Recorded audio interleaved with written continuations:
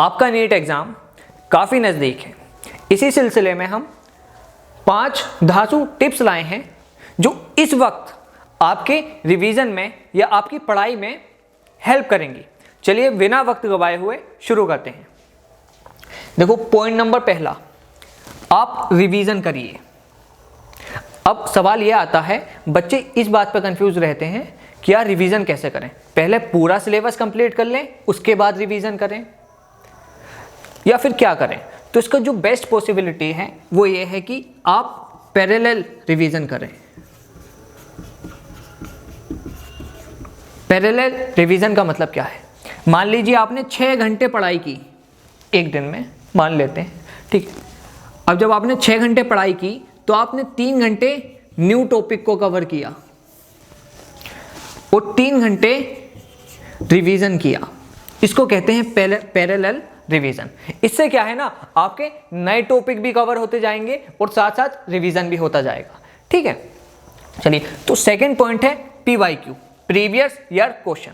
देखो, अगर आप नीट के एग्जाम में बैठोगे जैसे, तो आपको पता चलेगा 70 to 80% क्वेश्चंस, चाहे वो फिजिक्स के हों, केमिस्ट्री के हों या बायोलॉजी के हों, वो प्रीवियस ईयर्स क्वेश्चन से ही एज इट इज उठाकर रख दिए हैं। ये आपको उस वक्त ही रियलाइज होगा जब आप नीट के एग्जाम में बैठेंगे। इसलिए हम कह रहे हैं, अभी मान लो PYQ बहुत इंपॉर्टेंट है, इसलिए आपको PYQ करने हैं, ठीक है।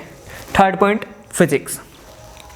देखो, आजकल का जो सिनेरियो है नीट का, वो ऐसे है कि अगर आपके हाथ में फिजिक्स की कमांड है तो आप 50% नीट ऑलरेडी निकाल चुके हैं। अगर आपके हाथ में फिजिक्स की कमांड नहीं है तो आपके चांसेस 1 और 2% ही हैं।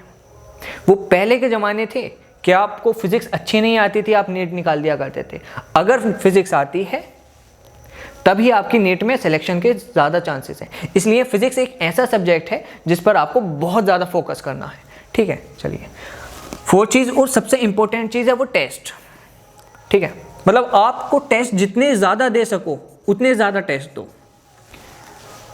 मतलब अगर आपका सिलेबस कंप्लीट हो चुका है और मैं कहता हूँ 80 डेज बचे हैं, मान लेते हैं कि 80 डेज बचे हैं नीट एग्ज़ाम के, तो अगर आप पर डे एक टेस्ट दे देते हैं ना, तो मैं कहता हूँ अगर आपके अभी के टेस्टों में 400 मार्क्स आ रहे हैं ना और आपके 80 दिन बचे हैं, तो आपने पर डे एक टेस्ट दिया है, मतलब आपने 80 टेस्ट दे दिए हैं नीट एग्ज़ाम से पहले। तो अगर आपके 400 मार्क्स आ रहे हैं तो इस बात की गारंटी मैं देता हूं कि आपके 400 प्लस मार्क्स आएंगे, ये टेस्ट देने की वजह से। जो टेस्ट देता है ना बच्चा, वो रैंकर होता है, इस बात को ध्यान रखें। और 5वीं बार टेस्ट तो देना है लेकिन उसको साथ ही साथ एनालाइज भी करना है, ठीक है। तो ये 5 पॉइंट हैं जिसमें से सबसे इंपॉर्टेंट पॉइंट ये है कि आपको टेस्ट देना है रेगुलर। हो सके तो रोज टेस्ट दो, और अगर ऐसा नहीं हो पा रहा है तो एक दिन छोड़कर टेस्ट दो, लेकिन दो जरूर।